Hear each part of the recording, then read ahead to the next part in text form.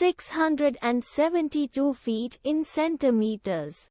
First of all, we need to know the value of 1 foot in centimeters.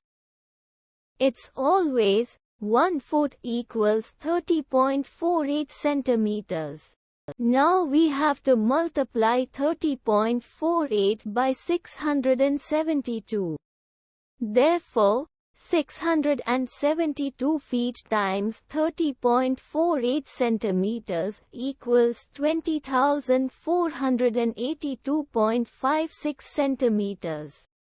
So, in other words, 672 feet equals 20,482.56 centimeters.